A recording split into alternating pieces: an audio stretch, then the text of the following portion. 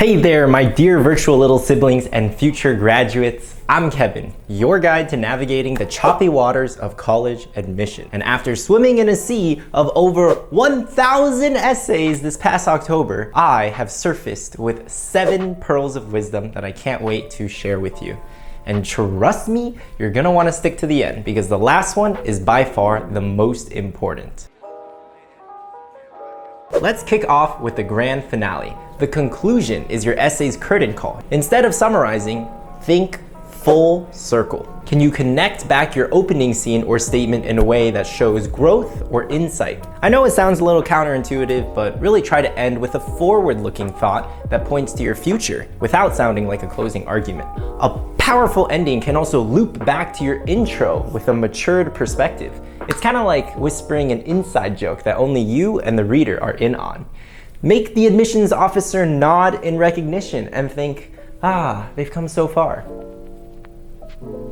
Think of it this way. At the start of your essay, you can begin with this image of a seedling that you planted, right? But by the end, don't just tell me it grew, show me the garden that you've cultivated, the life lessons mirrored in its tendrils and blooms. Now, to do this, it can be really smart to begin with an opening symbol, whether that's an object you hold dear, like a stuffed animal, and yes, I've actually seen that work, or even an action or tradition, like a huge holiday meal. For instance, my family does a seafood hot pot every Christmas with these gigantic shrimp. So I could both start and end my essay with a description of this scene in order to build a sense of closure. But it shouldn't be exactly the same. By the end of the story, the protagonist, you, should be the person leading the meal, serving others, adding new flair to old recipes. That's how we effectively show that you have transformed from this passive character to an active contributor. Which brings me to point number 2, your contribution to campus. Illustrating how you'll contribute to campus will definitely help your odds of getting in. But granted, if you forget to do this, you won't get flat out rejected. You know, I actually forgot to mention my own contribution to campus in my own essay, but I turned out okay. To be honest, I went for a completely different approach, a more memoir-like creative writing style, and that got me into Princeton and Yale. So if you want to check that out, click here or here. I can never get these right. But anyways, back to the topic at hand.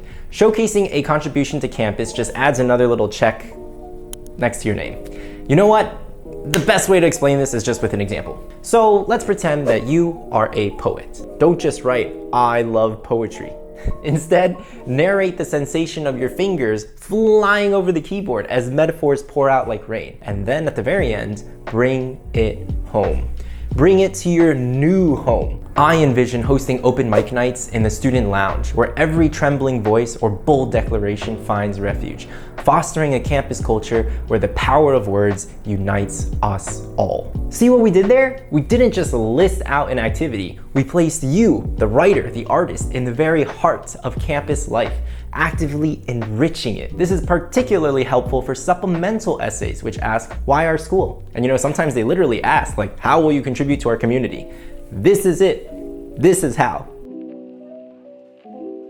Number 3, show your failures. Yes, the classic writing mantra, show, don't tell. But with a twist. In the 1,000 essays that I read, too many students simply list out their accomplishments like a resume. No. Instead, I'm going to advise you guys to do something kind of controversial. I want you guys to show your failures as well as your successes. Don't just say, I worked hard and it didn't pay off. The goal is to paint a picture with your words, allowing the reader to draw conclusions about you without you having to spell it out. If you're speaking about leadership, don't just declare that you're a leader. Illustrate the night you spent consoling your teammate, the weight of their disappointment as heavy as the silver trophy you guys didn't win. Detail the hours spent planning fundraisers, your fingers sticky with glue from these handmade posters. Or if you want to highlight your problem-solving skills, don't just assert your knack for puzzles. Walk me through that robotics competition where your team's bot malfunctioned. Describe the frantic coding, the huddle of minds over metal, the trial and error until those gears whirred to life, you know, mere minutes before the buzzer.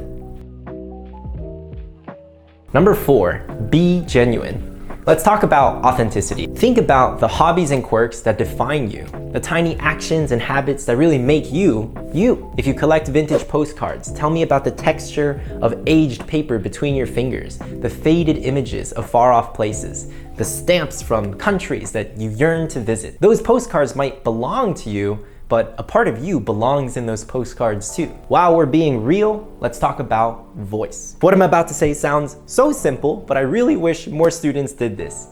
Read your essay out loud. Not once, not twice, but at least 4 or 5 times. Honestly though, does your essay sound like you? If you're funny, your humor should make others laugh.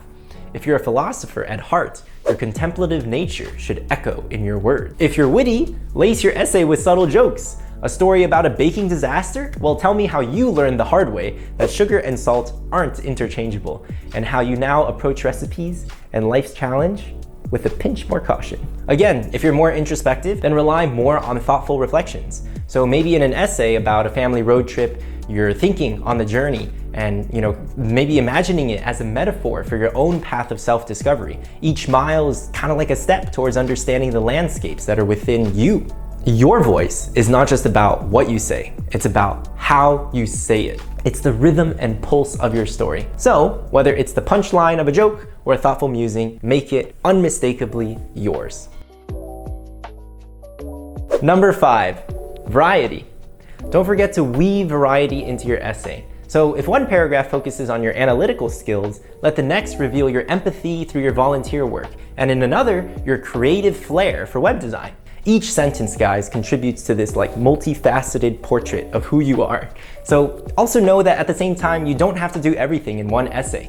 If you decide to go for a more vulnerable route and talk about a volunteer opportunity in your Common App, then maybe you want to highlight more intellectual curiosity or academic prowess in your supplementals. Ultimately, your application is a mosaic, with every piece vital. Your analytical acumen is one shard of glass, your empathy a fragment of ceramic, your creativity a slice of stone. And together, they form a complete, captivating picture. And by the way, my friends, if you want help with essay editing, whether that's for college, grad school, or scholarships, visit www.elevated.school/editmyessay. I promise it will be the best feedback you've ever received.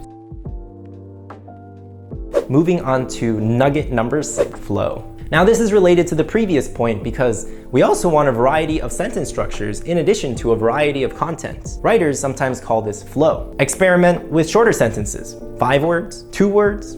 Use interesting punctuation. Instantly that will make you stand out. Or perhaps you can intentionally lead the reader to your climax or crux by using progressively longer and longer sentences to build momentum. Another critical word of advice: avoid repetition, avoid repetition, avoid repetition. Not just in your phrases, but also in your ideas, guys. Each paragraph should reveal a new facet of you, right? Think of your essay as a diamond. Turn it in the light to show off every brilliant cut. No 2 diamonds are the same, and neither are 2 essays, or at least they shouldn't be. Speaking of which, use similes and metaphors. You guys see what I just did there with the diamond? You can do it too.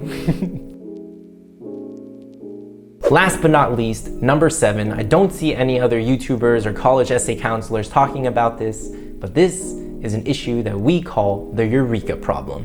1,000 essays, my friends, and more than half of them struggled with this issue. Picture this. Your essay describes a eureka moment, right? A sudden insight that you had during a summer camp. But beware the eureka problem. It is not enough to claim that you had this sudden understanding. We need to see the journey step by step. Did a campfire conversation spark a question that haunted you? Were you challenged by a new perspective that contradicted your previous one, resulting in sleepless nights of contemplation as you wiggled around your sleeping bag? Maybe you didn't have an answer, so you went to the camp library and you stumbled upon a book, dog-eared and underlined by countless curious minds before you. It's these steps, the seeking, the grappling, the slow dawn of understanding that turn a simple statement into a saga of personal growth. You see, it's not the moment of realization itself, but the winding path that you took to reach it, which ultimately convinces admission officers of your growth. Now, don't click away because I have something really, really important to tell you. As you write, guys, keep in mind that you're not just filling out an application, a piece of the person you are and articulating the person that you hope to be. And I know that sounds kind of daunting, so it's normal to feel anxious, to second guess your words, but remember that this process, it's not just about acceptance into a college. It's about accepting yourself, your story, your experiences, and ultimately your worth. Every essay, honestly, every word is a leap of faith. It's you in your rawest form taking flight. So breathe, relax, and just know that it's really, really normal to be feeling what you're feeling. Trust in this journey of self-discovery and believe in your own narrative. You guys all have really remarkable stories to tell, so tell them well.